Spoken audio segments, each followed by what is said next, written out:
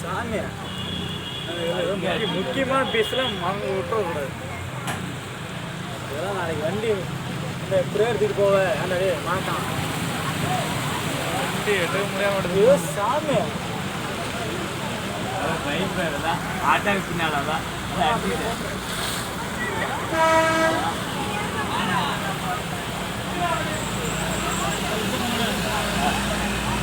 காது அதான் அதை வந்து காது தள்ளிட்டு வச்சுக்கிறேன்.